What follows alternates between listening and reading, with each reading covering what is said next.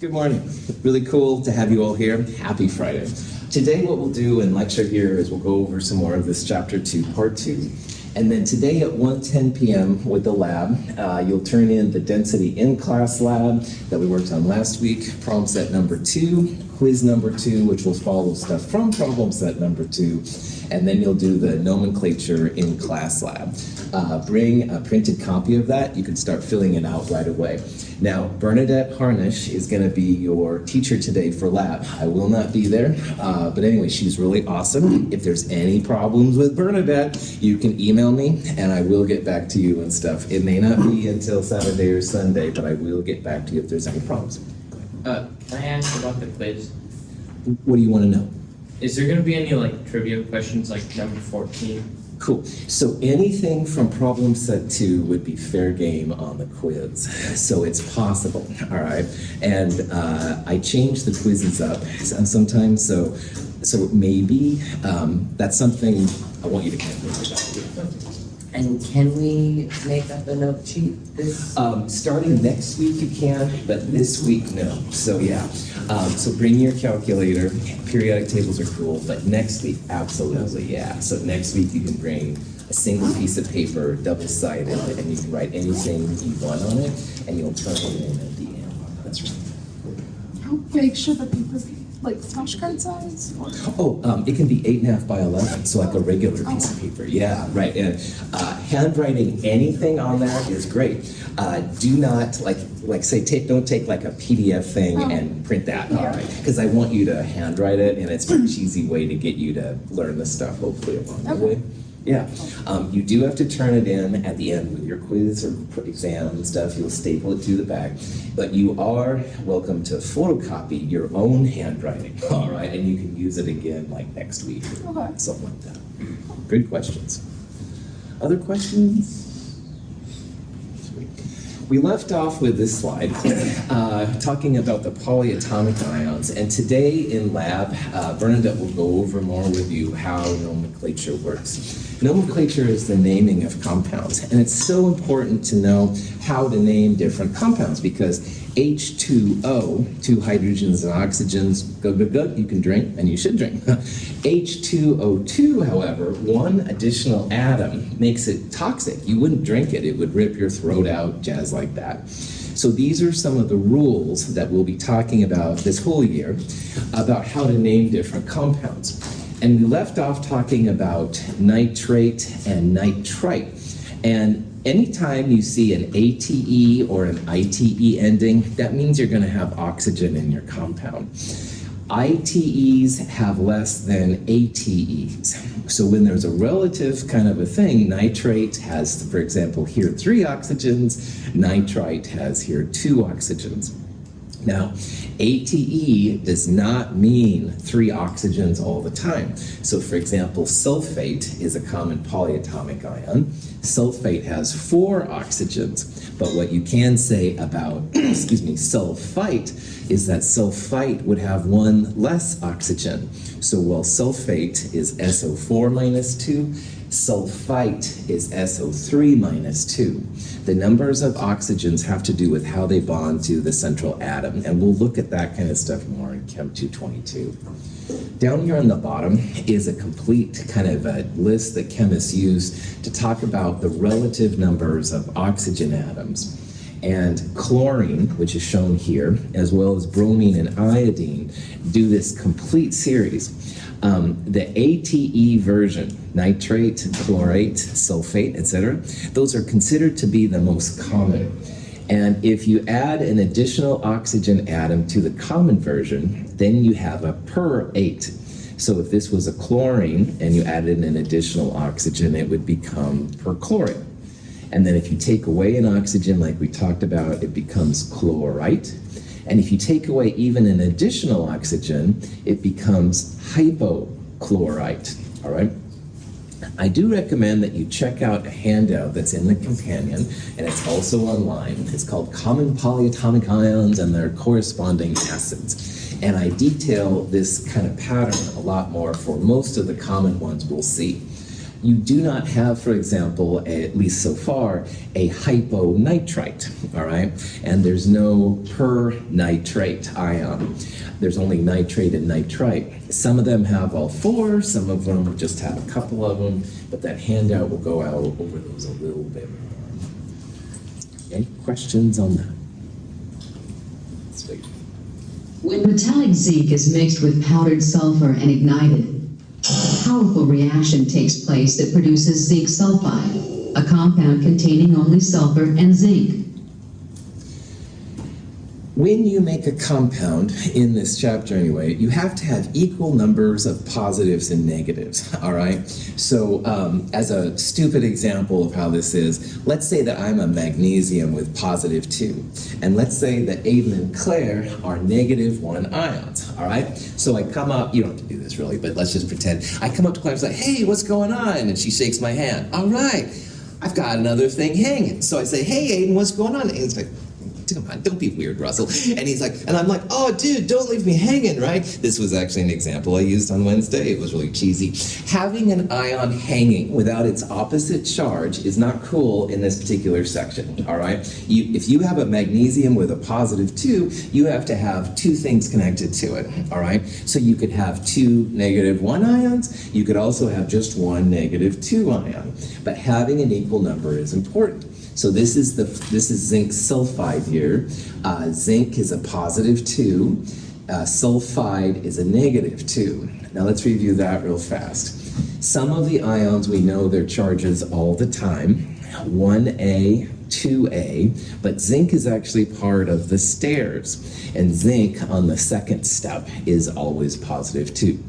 Sulfur is a nonmetal, and to figure out their charges, you take that group number and you subtract 8. So if you're using the quote-unquote American version, sulfur is in group 6A. 6 minus 8 is where you get the minus 2. So when these 2 ions come together, you don't want to leave any ions hanging, which for some reason is working for me today. You just want to make sure they're even. So positive 2, negative 2, good to go. You could also have positive 1, negative 1, stuff like that. When sodium and chlorine react, the sodium transfers an electron to the chlorine, forming oppositely charged ions. Although the compound has no net charge, its component ions of opposite charge attract each other to form ionic bonds. In turn, these ions are attracted to others, and an ionic solid called a crystal lattice is created. When you have a compound with positives and negatives, it's actually more than just 1 positive and 1 negative, all right? Because what happens in the real world, positive and negative makes a bond. But then there's a negative, another negative behind the atom. So you can see it kind of goes this way. But you can also have positives and negatives going in this direction, positives and negatives going in that direction. So you end up making what's called a crystal lattice. And this is an example of it. So you can see, like, if this was a sodium, there are literally like the green Cls on all sides. Now the net formula is still 1 sodium to 1 chloride because of the positive 1, negative 1. But in reality, these ionic compounds, super strong, all right? And they can be very, very stable. This is an example of a polyatomic ion, the ammonium cation, positive charge, combining with chloride. And ammonium chloride also makes crystal lattice. So you can, the blue atoms are the nitrogens. You can see how it's every other one is an ammonium. These kind of gold things are the chlorides. So these ionic charges, these positives, negatives, super strong. Naming these is pretty chill. If you have a metal, and everybody, or all the hip chemists anyway, know what the charge is, you literally just call it by the name of the metal and the non-metal with an IDE. We'll see in this class that knowing what the negative part of the molecule is very good for reactivity. So in this case, fluoride is negative, group number 7 minus 8 minus 1. And calcium, like most metals, is positive.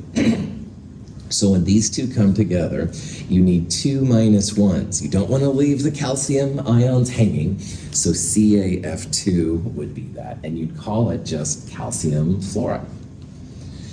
Here's another example with a polyatomic ion. Now, nitrate is also always -1, and magnesium in group 2A, like calcium, +2. So we need two polyatomic ions, two negative ones in this case, to balance the magnesium. Notice that we're using parentheses here.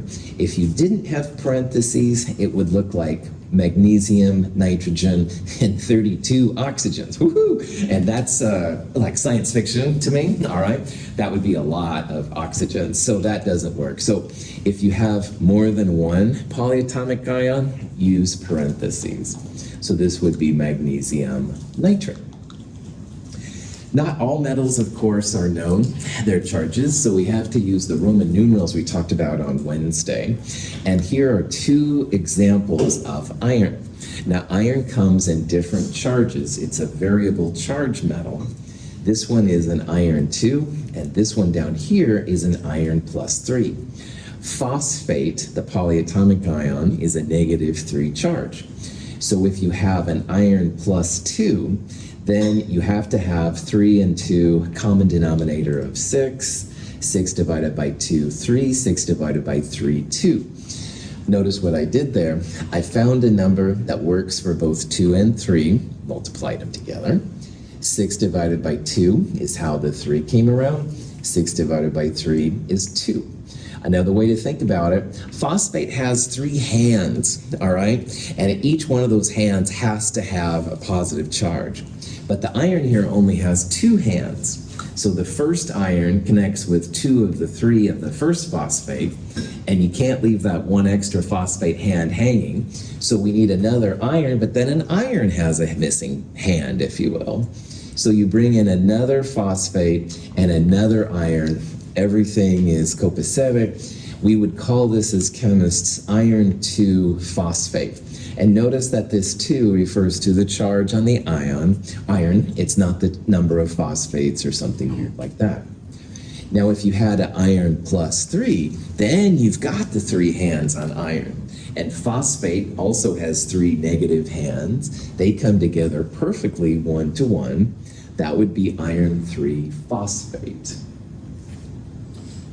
Any questions on that? You'll get more experience in lab today with this. It's not too bad once you start putting it together. The reaction of sodium and chlorine is a vigorous one.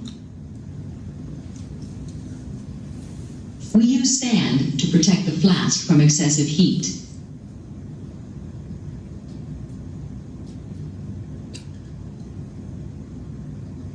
Then, we fill the flask with chlorine gas.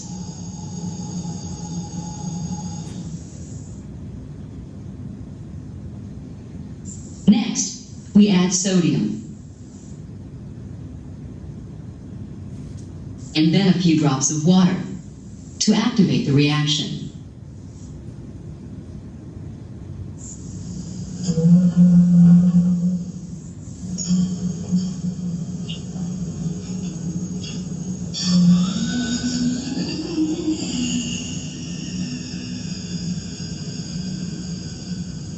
The reaction produces sodium chloride. When sodium and chlorine react, the sodium transfers an electron to the chlorine, forming oppositely charged ions. Although the compound has no net charge, its component ions of opposite charge attract each other to form ionic bonds. In turn, these ions are attracted to others, and an ionic solid called a crystal lattice is created. These crystal lattices, like I said, are super strong. I will talk about the other kind of bonding a little bit. The force officially that holds the positives and negatives together is called electrostatic forces. Electrostatic is like a fancy way of saying positives and negatives are attracting to each other. So if you hear the term electrostatic forces, that's just something that's used to describe the positive, negative. Instead of saying it's ionic or there's an attraction, electrostatics is the fancy way of saying it.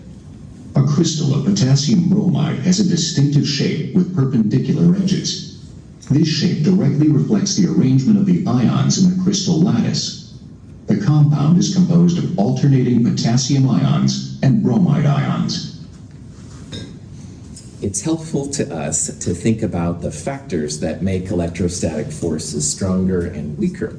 And these forces are so strong that once in a while, like potassium bromide here, the crystal structure on the atomic scale, you can actually kind of represent on our world, our macroscopic world. You can actually make these beautiful, very square looking kind of structures made from the actual ions, and it just kind of reflects what you see on the atomic level.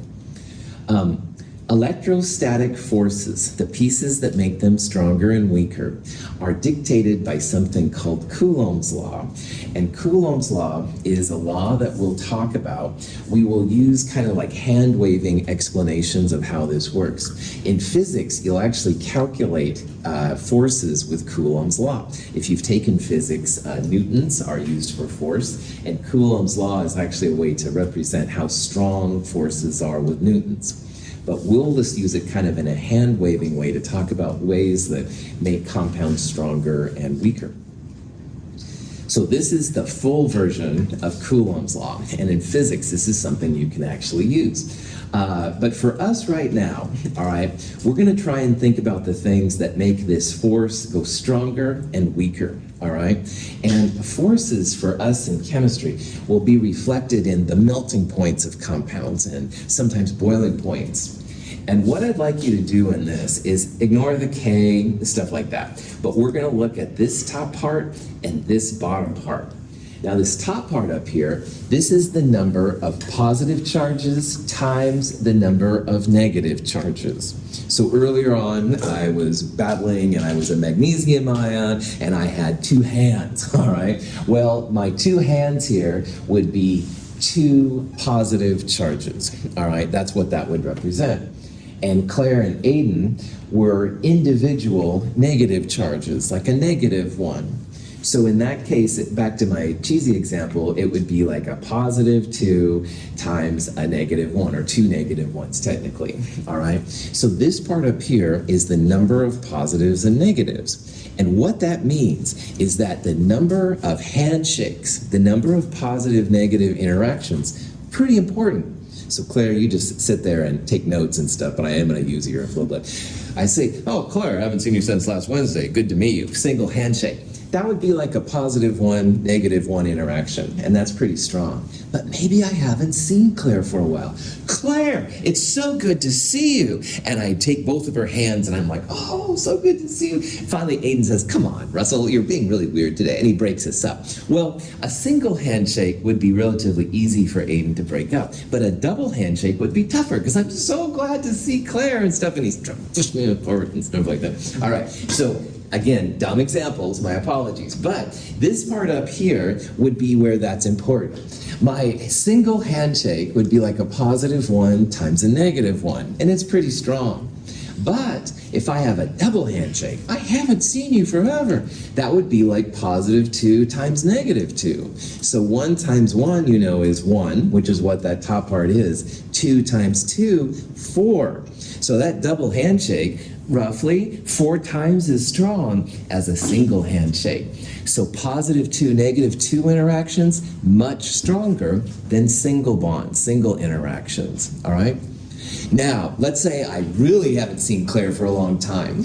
If I had a third hand, it would be better, but darn it, I don't. So I say, Claire, and I give her a big hug. And again, I'm not doing this to you, so I'm really sorry. But anyway, yeah, that would be the equivalent of like a third hand. That's the best I have, all right? Let's watch Star Trek animated series. Oh, no, real dirty comments from me. Anyway, if I somehow have even a better kind of a hug handshake, all right, that would be like a +3. So +3, -3, 3 times 3, 9, those are even stronger than the +2, -2s. So this is what the top part of Coulomb's law is all about. These handshakes I keep babbling about are actually pretty important. But I'm not done, because there's another term in the bottom, the distance between the ions. So I go up to Claire and I say, hey Claire, what's going on? Single handshake. There's some optimum distance between the positives and negatives, which is pretty strong.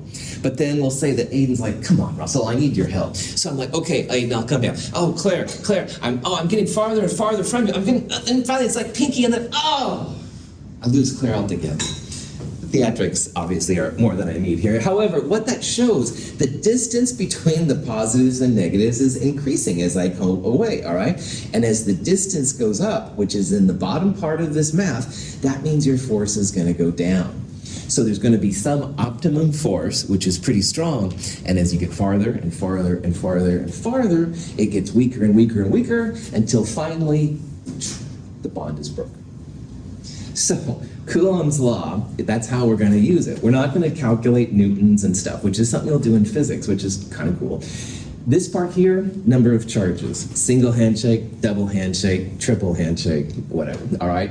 As those numbers go up, your force goes up, so melting points will be higher, blah, blah, blah. On the other hand, if you have big atoms, all right, big atoms to big atoms, the distance between them is going to be pretty far apart. On the other hand, smaller atoms will be closer together. So the distance between the ions, as it goes up, your force goes down. Now, here's some graphic pictures of atoms and molecules and what this means, all right? So first of all, here's a lithium fluoride. This would be like a positive one. And there's going to be some optimum distance D where they come together. And this would be like a positive one, negative one, a single handshake. On the other hand, here's the positive one, negative one versus the positive two, negative two. So this would be my silly double handshake, and it's a lot stronger than a single handshake right here. So for example, if this is lithium fluoride, this one here might be magnesium oxide, a positive 2 magnesium and a negative 2 oxide, much stronger interactions than a positive 1, negative 1 in lithium fluoride. And this one right here shows the distance between them. So we're going to see at the end of Chem 221 that the atoms do have different sizes. Lithium and fluoride are actually pretty tight together because they're pretty small. On the other hand, if you go down the periodic table, let's take cesium, number 55, and how about astatine, which is rare and radioactive, but let's say we had it. Both of those are bigger atoms. So they're going to be more like this one. You just don't get as close with those, so they will have weaker melting points, stuff like that. Any questions? So as the ion charge increases, single handshake, double handshake, triple handshake, all right, the attractive force increases as well. That's this part of Coulomb's law, all right? More charges, more force, more attraction. On the other hand, as the distance between the ions increases, i.e. you go from close to farther to farther to farther, the distance gets bigger, your force goes down, all right? And that's how we're going to use Coulomb's law in Chem 221 through Chem 223. We won't actually calculate newtons, but you can use Coulomb's law to figure that stuff out. Now, here's an example of how Coulomb's law is really cool. Sodium chloride, table salt, all right, which, by the way, dissolves readily in water, as you probably know. But if you really want to melt it, like you want to heat it up and turn solid salt into liquid salt, 804 degrees Celsius is its melting point, all right? So very, very high. It takes a lot of heat to make sodium chloride melt. And that's the forces of the ions. It's that whole Coulombic force and the crystal solid, stuff like that. So this is, though, just a positive one, negative one interaction. Now, as we'll see later this quarter, magnesium and oxide are about the same sizes as sodium chloride. Take it as a leap of faith for right now. But what is important, positive 2, negative 2. Claire, I haven't seen you in a long time. So I'm like really excited. It's a higher interaction. Well, in my world, instead of just getting excited about seeing someone, we see it in the melting points, all right? The magnesium oxide doesn't melt until 2,800 degrees. It's a lot higher than it was with the sodium chloride. So, cool. Any questions? All right. Ionic compounds are strong and they're very versatile. Like in the Roman days, they would send people to like work in the salt mines and they paid people with salt and stuff. So salt exists in the wild. But actually, arguably, the most important kind of bonding is called covalent compounds. Now, covalent compounds are compounds where electrons are shared. It's not a positive one, negative one interaction, but the electrons are kind of spread out over the molecule. Now, covalent bonds are weaker, and you might think, oh, covalent bonds are lame. But actually, covalent bonds are super important because life needs reactions that have relatively low barriers to make them react, and they can also go pretty fast. So if you have weaker bonds, that usually is easier to make the reaction happen, and they're faster. So DNA, caffeine consumption, blah, blah, blah. Those are all covalent interactions, all right? And so covalent is really important. You don't have the positives and negatives, all right, with covalent, but you do have a lot of different possibilities.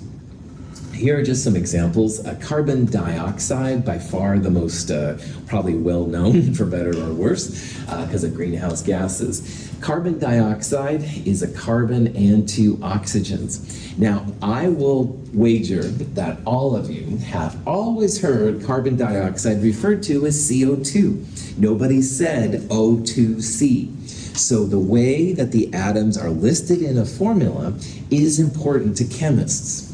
The atom that's listed last is usually more negative, all right? It wants electrons a little bit more than the first atom. Now, this isn't oxygen -2 or carbon +4 or something like that. Everything is shared in covalent molecules. But in the carbon dioxide molecule, the oxygens are pulling a little more on the electrons than the carbon. So if you're going to name a compound in this part, first of all, notice how these are all non-metals or metalloids at best. And if you're going to name it, with the exception of this weird one right here, you name it with the atom first. Second atom gets an IDE ending, so oxygen becomes oxide. And these things, as we'll see, are Greek prefixes, which are actually pretty chill. Did you have a question? I, Cool. All right, cool. what's the difference between nitrogen dioxide and nitrous oxide? Cool. Or is that incorrect? No, nitrous oxide is a name like water, and nitrous oxide is N2O. In this world, we're going to call it dinitrogen monoxide. All right? Okay, yeah, I think I had heard that, and I was like, so there's nitrogen dioxide and whatever the heck. Nitrous oxide, whippleheads. I mean, Fast and the Furious, if you've ever seen those movies, which I adore, the nitrogen they say, gives their cars a boost, that's the N2O. This one almost killed me, but I'm going to wait on that story for a different time. Nitrogen dioxide, man, be really careful with it. I'll tell you more about that story later. I'm still here, so you know the ending, Okay, profit back on. Methane, CH4, is another common name, all right? So I'm glad you asked about that. Methane is an example of an organic molecule, and we're going to talk about methane in Chem 222, but I'm putting it up here because this is another kind of a group of things we'll learn to talk about later. But we'll talk about these three and nitrous, dinitrogen monoxide in this section totally. All right, nonmetals and nonmetals dominate covalent bonds, all right? So if you look at all of these, there's no metals, all right, and that's really, really important. Metals belong in the ionic categories, so you'll have sodium chloride, iron 2 phosphate, stuff like that. No metals in this section. And if you have no metals, you can use Greek prefixes. But this also means if you have a metal, don't use Greek prefixes. It's not sodium monochloride, it's sodium chloride, all right? And this is another thing. So when you use Greek prefixes, make sure it's just nonmetals with nonmetals. Here are the Greek prefixes, all right? Mono, di, tri, tetra, penta, hexa, hepta, octa, nona, deca. These are all in the nomenclature lab you're going to do this afternoon too, so it's no big deal. Speaking of common names, water, all right, is by far the most common name probably of all of these compounds.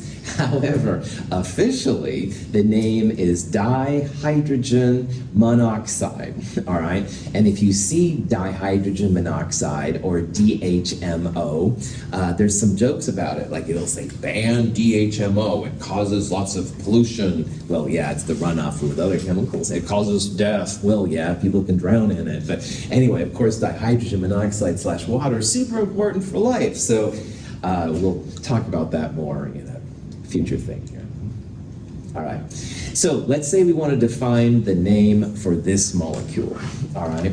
And this molecule is N2O4. Now, if you have a single atom listed first, you don't need a Greek prefix. However, in this case, as the dinitrogen monoxide example, if there's more than one, then you do put a Greek prefix on it. So this will be a dinitrogen. The second atom always gets a Greek prefix. So nitrous, I said earlier, was dinitrogen monoxide. The second one always gets a Greek prefix. And 4, sometimes people think it's quad, but it's tetra, all right? So this compound is dinitrogen tetraoxide. If you called it tetroxide, I would be okay with it. Sometimes double vowels, the chemists will ignore. Dinitrogen tetraoxide or dinitrogen tetroxide, no problem. So there's basically 3 kinds of naming that we're doing. First of them is the fixed charge metal plus the non-metal. Fixed charge metals, groups 1A, groups 2A, and those stairs. And if you name these, they're pretty easy. You just take the name of the metal plus the non-metal IDE. You do not use Roman numerals. You do not use Greek prefixes, and that's pretty important. So aluminum oxide would be the name of that compound. Aluminum's one of the stairs, it's always +3. Oxygen, 6 - 8, always -2. And they only come together in one configuration. The variable charge metals, which are all over the periodic table, every metal that's not 1A, 2A in the stairs, you do need a Roman numeral by them. Because if you told me you had iron oxide, I wouldn't know what you're talking about. Because there's 2 versions, all right? There's actually a whole bunch of versions, but these are very common. This one right here is an iron 3 oxide. This one right here, iron 2 oxide. So you must use a Roman numeral when it comes to these variable charge metals. But there's a third kind we just went through, which is the non-metals plus non-metals. And this is the only time you can use Greek prefixes. So for example, if you said, go get me some phosphorus oxide, well, there's actually several different versions of it. P2O3 would be diphosphorus trioxide. P2O5, diphosphorus pentaoxide. So we use Greek prefixes for nonmetals plus nonmetals only. We use Roman numerals for the variable charge metals plus nonmetals only. And for fixed charge metals and nonmetals, nothing. Pretty simple. Any questions? Yeah. Would you ever call it aluminum oxide? No. Oxide is the only. I've never heard that used. So. Other questions? Prof hat off. In the real world, you will see lots of variations. So Madeline, I haven't heard that before, but that doesn't mean it doesn't exist. An example that I talk about sometimes is that Miller paint. If you look on their paint cans, and I love Miller paint, by the way, they'll have titanium dioxide. And I hate that name because titanium is a variable charge metal. You should use Roman numerals. And dioxide should be restricted to nonmetals plus nonmetals. So when you figure out titanium dioxide, it's technically titanium 4 oxide. So if you see a name like that, just realize they do exist. I'm trying to show you here the proper names, all right? Basically, it's fake chemistry.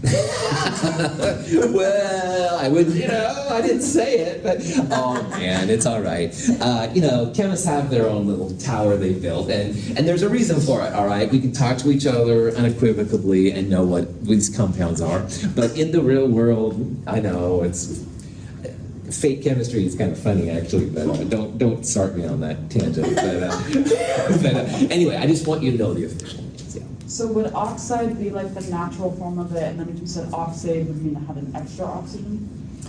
Yeah, so you're using oxate, is that right? Yeah. Again, I've never heard that terminology before. IDE and is for atoms by themselves. So oxygen becomes oxide, nitrogen becomes nitride. ATE and ITE are for polyatomic ions. So you could have nitrate, NO3 -1, and nitrite, NO2 -1. So again, I don't have any background and stuff about it. If you see something though, you want to send it to me, I'm all over it and stuff. And even though I'm a snotty chemist on this chapter, I would not laugh at anything you said and stuff. So. Now, quickly, we're going to talk here about acids, bases, and hydrated compounds, which are three kind of things that we'll talk more about later, but they are kind of important too. Acids and bases are great sources of energy for chemical reactions for chemists. And acids are acidic because one of the hydrogens has a little extra power, all right? And so in this example, HNO3, this hydrogen is more active than some hydrogens you see in compounds. If you have a true acid, which is important for this section, that hydrogen will be listed first, all right? So HCl, right away you'd say, whoa, hydrogen first, it's an acid, all right? HBRO is hydrogen listed first, that's gonna be an acid. Some of these acids you may have heard of, sulfuric acid, nitric acid, and hydrochloric acid, very, very common. Perchloric acid and hypobromous acid are examples of acids maybe you haven't heard before. There's a lot of different versions. You'll talk more about that in the nomenclature lab, but the thing I want to point out is that if you see an H listed first, that's acidic. Now, there's an acid which is actually the active ingredient in vinegar, and this is the formula. Notice how this hydrogen is listed first. That tells you that's an acid.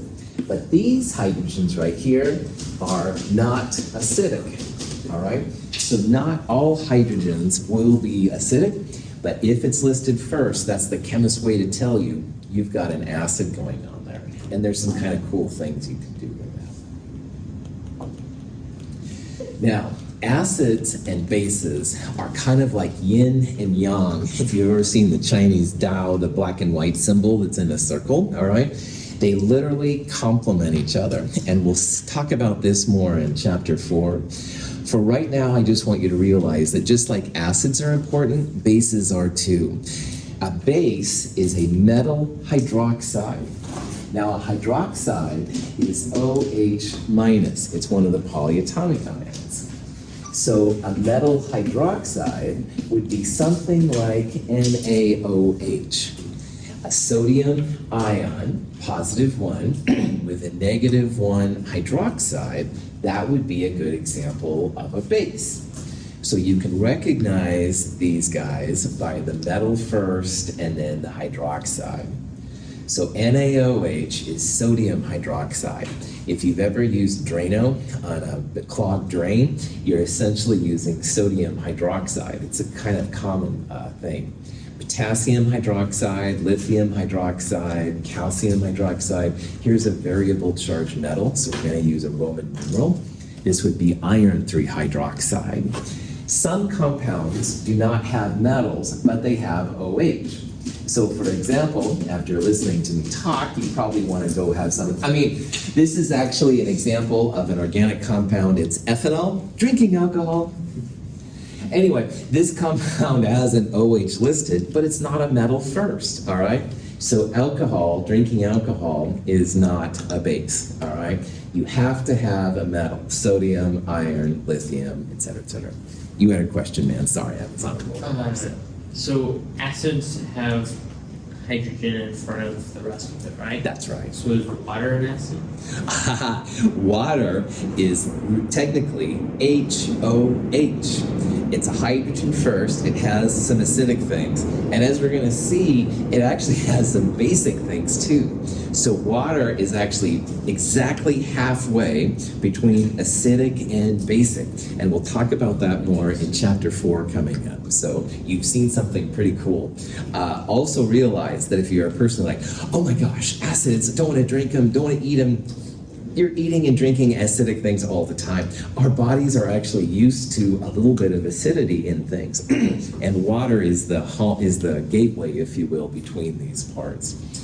We'll talk about all of this stuff more, but acids are actually often your friend. Now, there's also Two-Face from Batman. Oh boy, let the bad references keep coming. Two-Face was sprayed in the face with acid, and half of his face is green if you're a Batman fan. Again, you don't have to like any of this stuff to do well.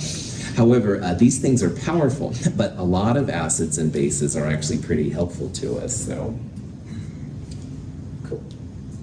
When the hydrated compound, copper sulfate pentahydrate, is heated, the water molecules associated with the ionic solid are driven off, leaving copper sulfate with no associated waters. This compound is called anhydrous copper sulfate. Last kind of weird compound you'll see a little bit in this lab is what's called a hydrated compound. A hydrated compound is water kind of sticking to ionic compounds. And these are actually pretty useful when it comes to shipping things. If you have like an electronic thing that's really sensitive, sometimes when you have electronics shipped to you, there'll be a compound that says, if in the presence of a blue color, let us know right away because it's been contaminated. These are nice ways to tell if water has contaminated your sample that you're sending away. So in this example, copper 2 sulfate is actually a white color, but it relatively easily can pick up some water. And when it does, it prefers to have 5 waters. So this thing right here is an example of a hydrate. It's a hydrated compound. It's a compound that has extra water at the end. This would be what's called anhydrous. It doesn't have any water on it.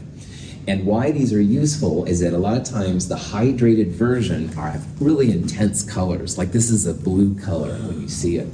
But when it doesn't have water, then it's white.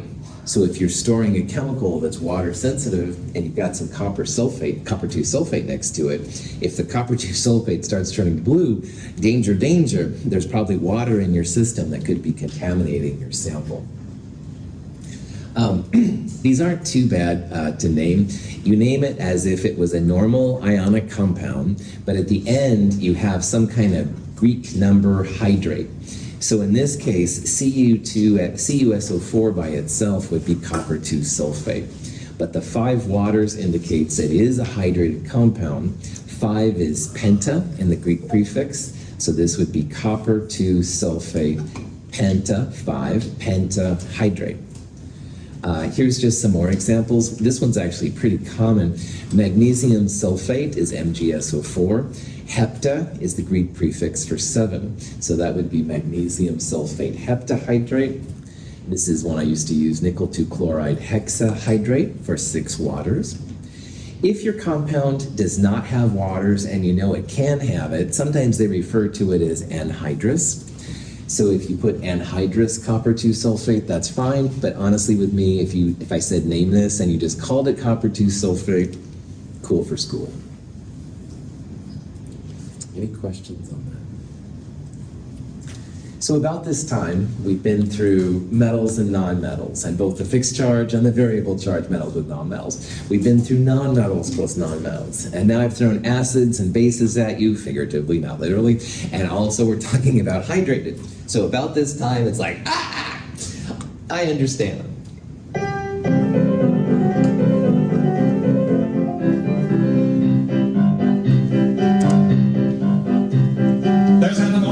Aluminum, selenium, and hydrogen, and oxygen, and nitrogen, and rhenium, and nickel, iodium, neptunium, germanium, and iron, americium, ruthenium, uranium, europium, zirconium, lutetium, vanadium, and lanthanum, and osmium, and astatine, and radium, and gold, protactinium, and indium, and gallium, and iodine, and thorium, and thulium, and thallium. There's yttrium, and terbium, actinium, rubidium, and boron, gadolinium, niobium, iridium, and strontium, and silicon, and silver, and samarium, and byzanthromium, lithium, beryllium, and barium.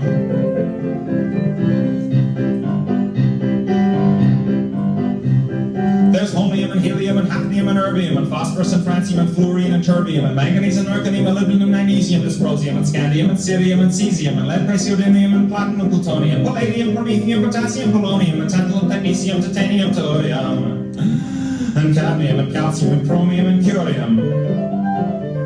There's sulfur, californium, and fermium, berkelium, and also mendelevium, titanium, nobelium, and argon, krypton, and radon, xenon, zinc, and rhodium, and chlorine, carbon, cobalt, copper, tungsten, tin, and sodium. These are the only ones of which the news has come to Harvard. And there may be many others, but they haven't been discovered. If there's a chemistry song, this is it. All right, this is by a guy named Tom Lehrer, and he made it famous in the 50s, like playing for chemists basically. And this would be the big song. And it's kind of funny, and it's kind of cheesy, and it's perpetually out of date, like there's a bunch of new elements. But the reason we have all these rules is to bring order from the chaos. There's a lot of atoms, a lot of compounds out there. And so all these things we're learning, which is like learning a new language, by the way, it's just to try and make sense of all of this. So hang tight. Everybody goes through a little bit of like euphoria when you first walk into naming, but you're going to get it. So we're going to take care of business. Oh, I was just wondering about the two that's missing right there. The LA through LU and AC through LR up there. Cool. These two rows right here are the top one is called the lanthanides, and the second one is called the actinides. And they're like a special part of the transition metal. So like here, these go down there, all right? These are all variable charge metals as well. And so when you have a compound with uranium, for example, you really should use Roman numerals to represent the charges and stuff. Yeah. Okay. Good. Great question. Now, besides naming, though, in this section, we need to look at two more topics. And the first one isn't too crazy. In the chapter 2, part 1, we looked at how to find and what the molar mass of an element is. In this part, we're just going to think about what the molar mass is for a compound. Now, they're going to throw different terms around, molecular weight and molar mass. And technically, the molecular weight would be the weight of an average molecule of the substance. So, for example, 18.02 for water can mean 18.02 AMUs, atomic mass units, in an average molecule of water. But what we're going to use most of the time is this definition, which is molar mass. And that's the grams of the molecule in a mole of the molecule. And this is one we'll use all the time. So just like in chapter 2, part 1, those numbers, those red numbers on the periodic table, two different meanings. So back to the drinking alcohol, C2H6O, instead of having OH on the end, one H goes in there, and it's C2H5OH, blah, blah, blah, same thing. If you were curious what the molar mass of ethanol is, well, first you'd need the structure, all right? And that's what we're trying to figure out. And ethanol is C2H6O. So C2H6O has 2 carbons, 6 hydrogens, and 1 oxygen. Molar mass questions, you can usually be okay if you go out to 100th of a gram.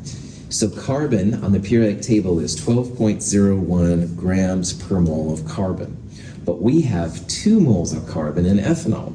So 2 times that number, 24.02. Hydrogen, 1.01 to the 100th. Oxygen, 16.00 grams per mole. So if you add these individual amounts together, 46.08 grams per mole is the molar mass of ethanol.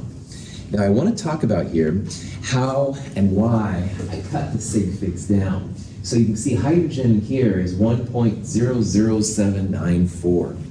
Most of the time in chemistry, if you have a 4 sig fig value for molar mass, you're good to go. And most of the time, that means you can cut the sig figs down to the 100th. So instead of using 1.00794, whatever, which would take a lot more space and take more time to type in, often you can get by going just to the 100th. So FYI, you don't have to use all the sig figs necessarily. And the second thing is that if you can find a molar mass calculator for your phone, for your computer, whatever, wow, it's going to save you a lot of time. Because instead of having to do all this stuff manually to figure it out, you can put in a formula like C2H60 and this 46.08 number will pop out. There's lots of versions for iPhones and Androids. The computer has apps and stuff. You can also look at websites, but finding a good molar mass calculator can be pretty cool. Okay, I think I'm out of time. Any last questions? All right. Good luck today at Lab 110 with Bernadette. If you have anything weird happen, let me know by email and I will get back to you. Have a great day.